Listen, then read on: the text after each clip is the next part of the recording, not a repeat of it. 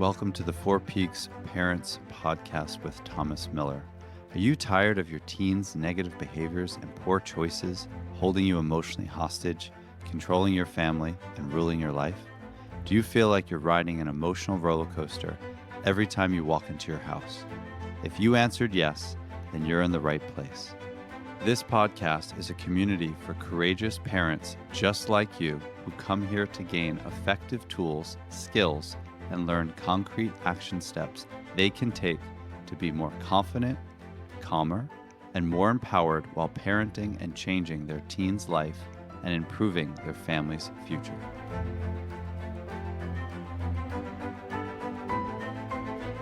Hey everybody, and welcome to the Four Peaks Parents Podcast with your host, Thomas Miller. Today we are going to talk about when the holidays are not so happy. I'm not sure when you're listening to this in relation to Thanksgiving, but Thanksgiving is just round the corner. And then, of course, we have all of the winter holidays. And for many of us, myself included, holidays can be at times very happy and very exciting and very beautiful and very awesome, but they also could be stressful. And my heart goes out to anyone who is going into what I call the season of firsts. And that might be the first Thanksgiving without your loved one, or the first, Christmas, or the first Hanukkah, or the first whatever. So it is just can be such a difficult season if you have an empty chair in your family. And my heart goes out to you. I'm so sorry for whatever the loss was. I have many families I have coached who unfortunately have had a loved one who has died, whether that's through suicide or overdose, or of course is just had this amazing co-parent, and now co-parent is no more, and they're now mono-parenting, or of course you could be, without your parents, and your kiddos can be missing the grandparents. Whatever it is, my heart goes out to you, and I will spend not today, but another episode on how to help your kiddos grieve, and of course that starts with helping yourself grieve. So the holidays can be stressy, right? You got maybe a college kiddo coming home. You have family members who might be on complete opposite ends of the political spectrum. And oh my God, right, trying to diffuse those situations.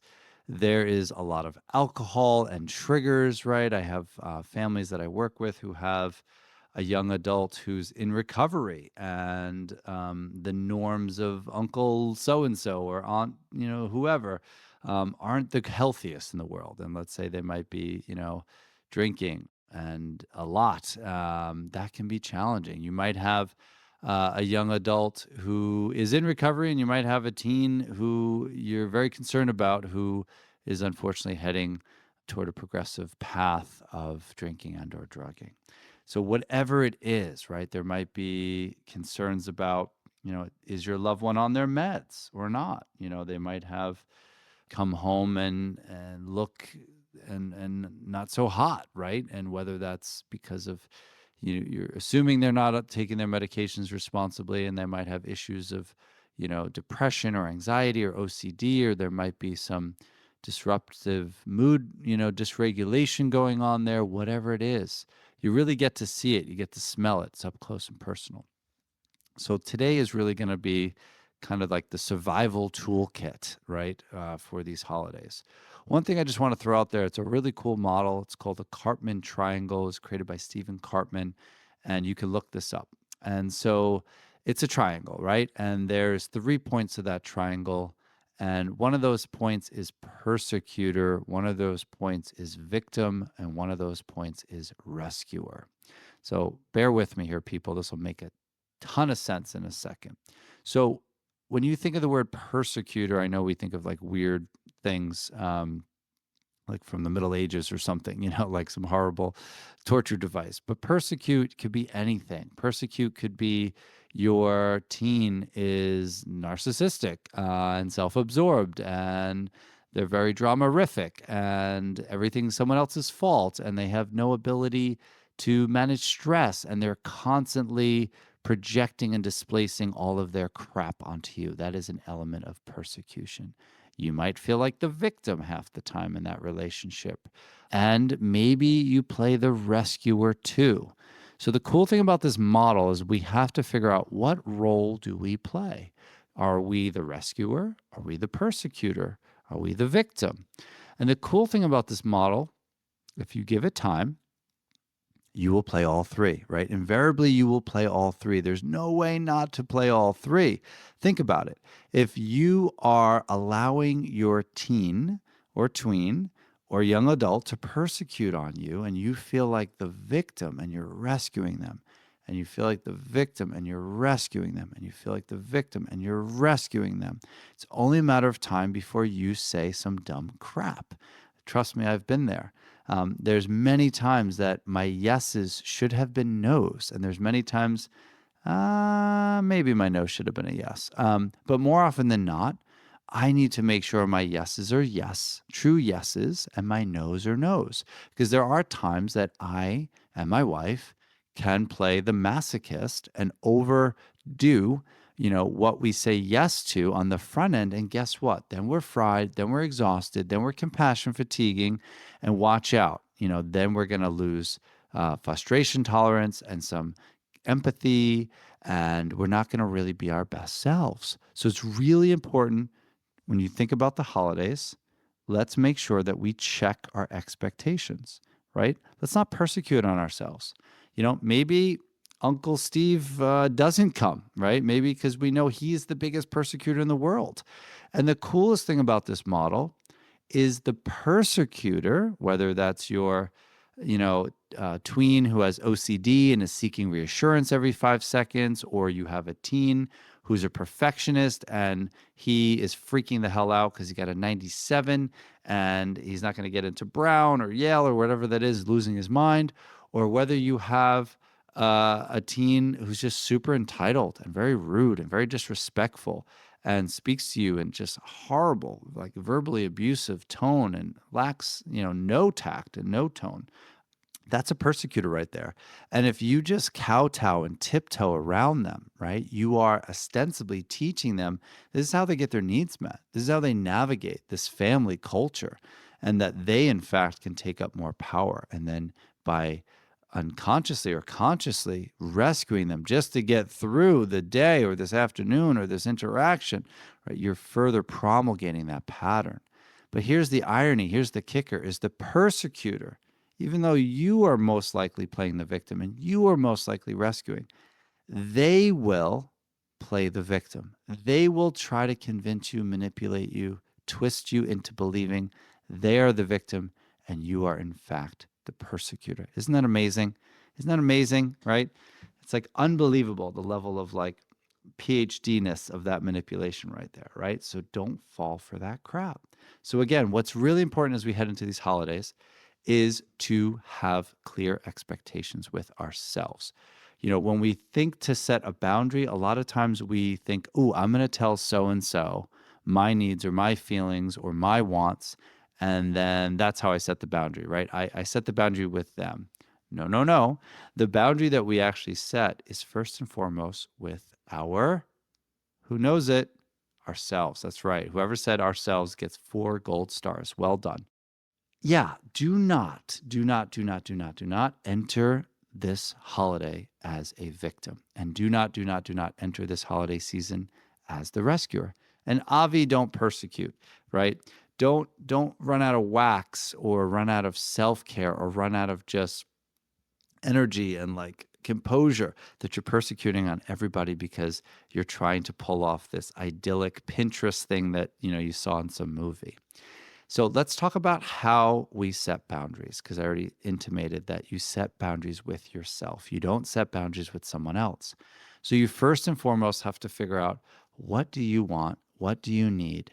Right? And you have to get clear with yourself. So that can sound like in your head, if Uncle Larry, poor Uncle Larry, by the way, I'm picking on him today, if he drinks too much and start saying some homophobic crap, or some whatever crap, or is pushing whichever side of the political spectrum they're on, pro Kamala, pro Trump, whatever it is, that you say, hey, not really feeling, kind of this conversation.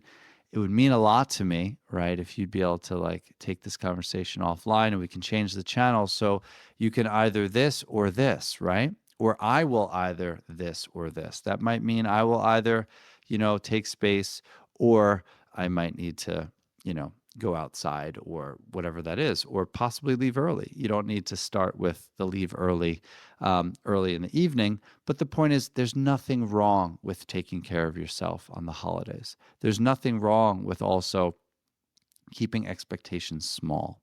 I see so many families that they're looking again for some perfect, oh my God, like amazing thing that's going to like be a Norman Rockwell painting or a Hallmark movie.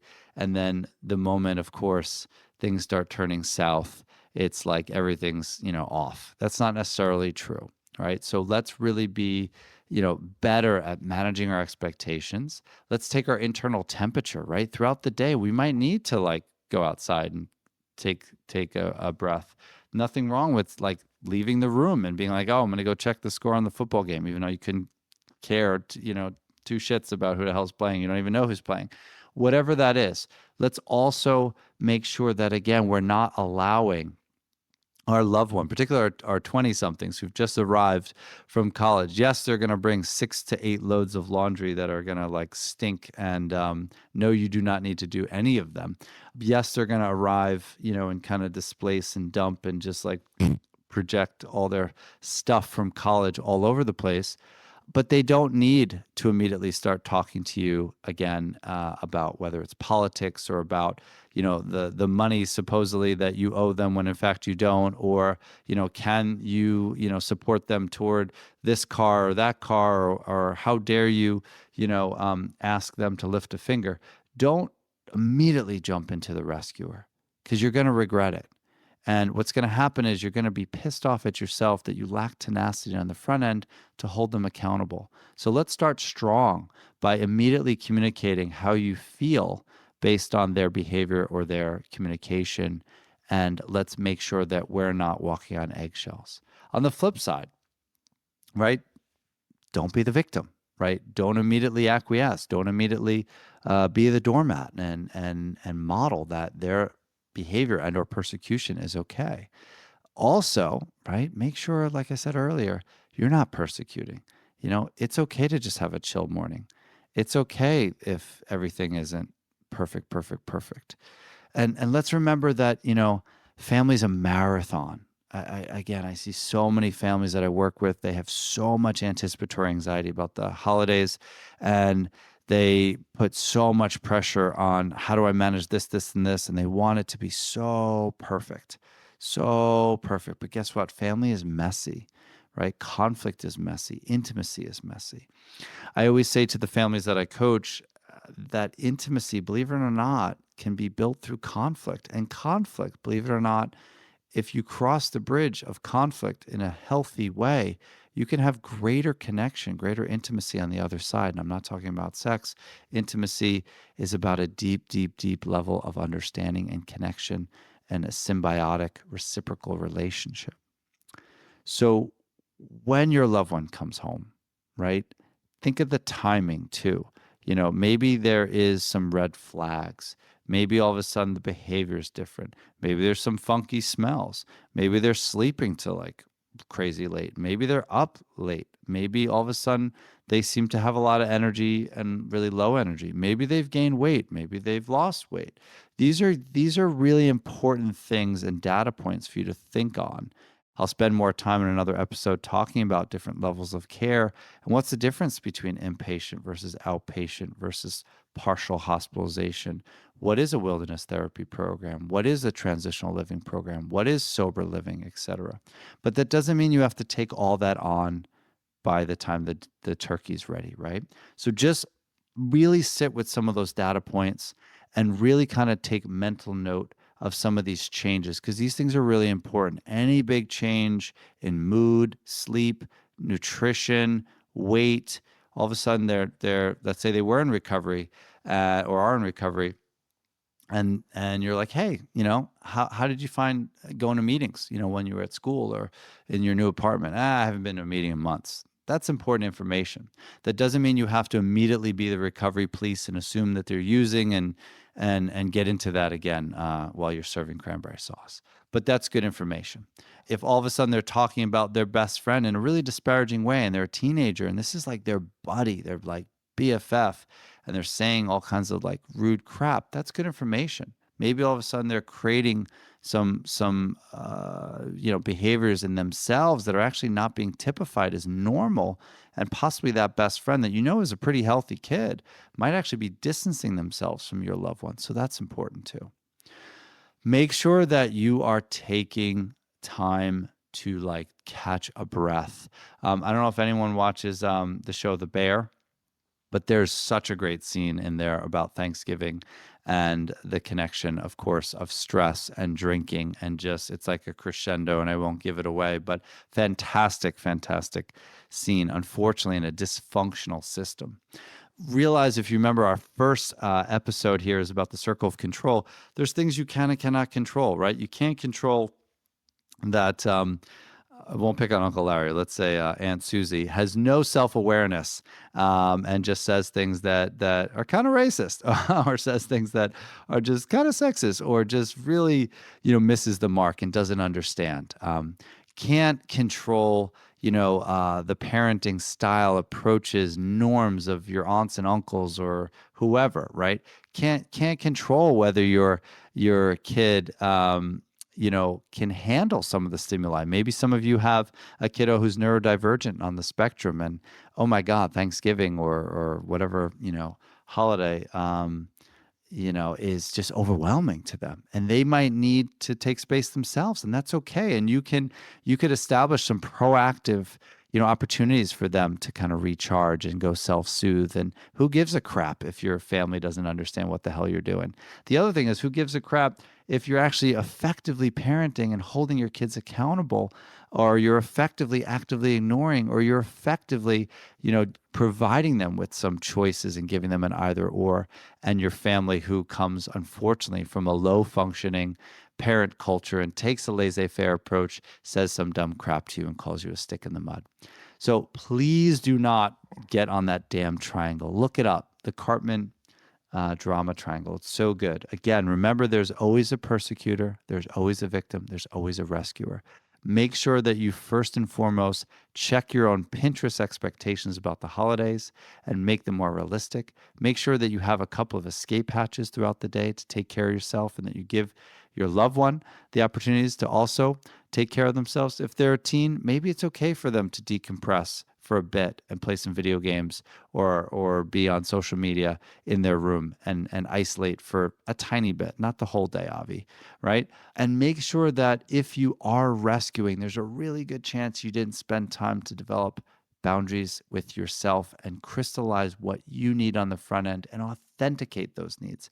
Don't ever play the victim, and obviously don't allow yourself to get so crispy and to run out of wax that you become the persecutor, because then you will feel guilty, and unfortunately the dynamic will just reset. I hope everyone has a safe and happy and healthy holiday. If you listen to the How to Talk to Your Kiddos and Listen, it was talk and listen about drinking and drugging, know that you should set up some expectations in advance of the holiday. What are the expectations that you're going to have for them? What are you going to model for you? And really try to control the norms around drinking, particularly to the extent you can. Have an amazing Thanksgiving if you celebrate, and I hope to see you on the next episode. Be well.